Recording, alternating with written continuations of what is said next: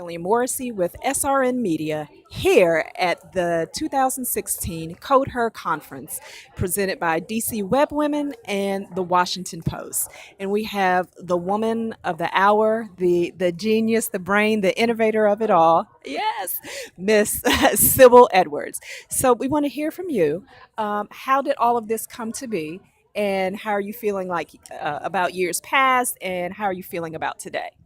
Well, thank you so much for speaking with me. Yeah, I'm feeling actually very very excited about the direction of Coder because this idea, this concept came together. I would say a few years ago, because DC Web Women had talked about doing a conference for many years, and just the timing never quite seemed right. And as it turned out, we were able to pull together. Partners, sponsors, and wonderful resources to help us pull this event together. And not to mention my fantastic volunteers who tirelessly put in the time, and it is time. This is like a second full time I'm job to just sure. pull this together to make this conference happen. But the whole vision behind it is just in generally with the whole coder program. The coder program started back in 2011. I sat down with Kristen Jolda, who is the lead organizer of the conference.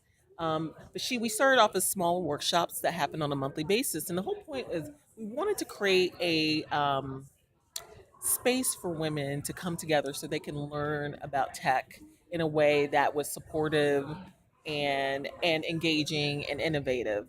The CODA program was extremely successful with the workshops, and we sort of decided, well, let's can we expand on this? Can we make this even bigger? So, like I said, we had the opportunity to the it finally, the stars aligned, and we had the opportunity to do the conference.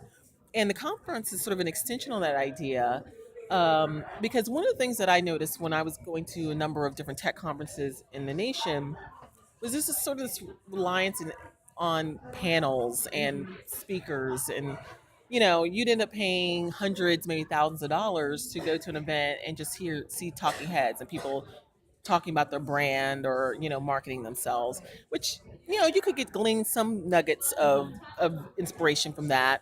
But truthfully, especially in this space with particularly women of color, I really wanted, I didn't want it to just be a bunch of talking heads. I really wanted um, people who come to Coder to be able to take something concrete away with them they could take to their job or to their business.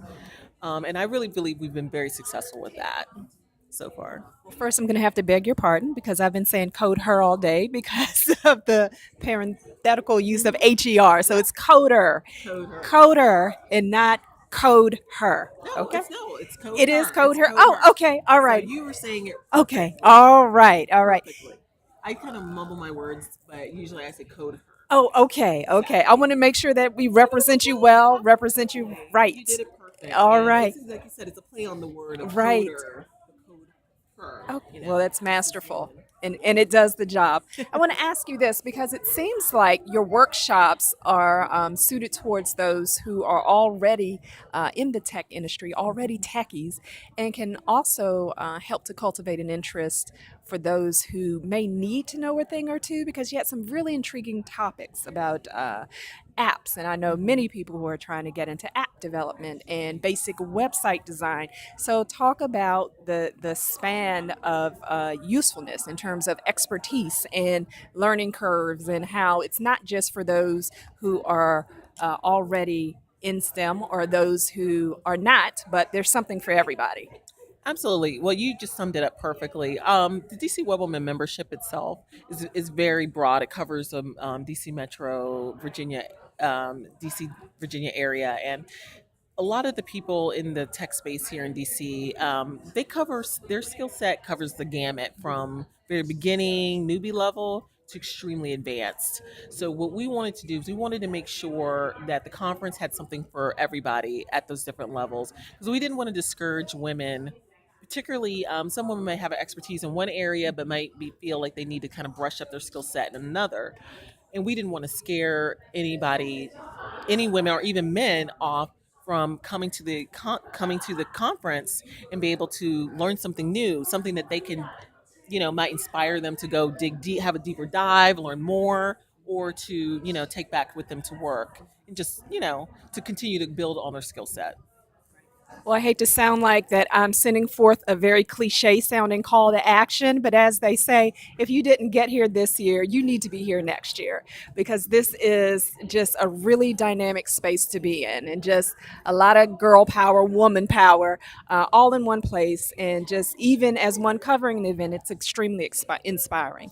So I want you to also talk about DC Web Women just a little bit. Absolutely. Well, DC Web Women is an organization. It started in 1995 by a group of women in the DC metro area who, there was this new thing called the internet, Hmm. Hmm. this very young thing, and they wanted to come together to learn more about how they can learn to design, develop, build businesses, e-commerce via the internet. They were going online and looking at other resources, and at the time, it was mostly like message boards, and whenever they had questions or needed help, sometimes they would receive help, but then when people on the boards found out they were women, sometimes the responses were at best dismissive and at worst hostile.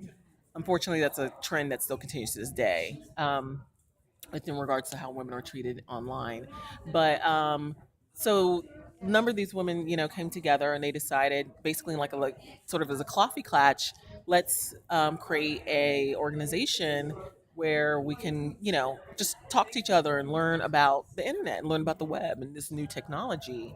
And over time, it grew and it just evolved. And in 2000, it incorporated and became a not-for-profit trade organization. Myself, I started volunteering for DC Web Women in 2006, and I've done everything from just volunteering at events to running the technology side to managing the steering committee, and I became president in 2010. So I've had a number of years now just sort of helming the organization and seeing how it's grown and evolved.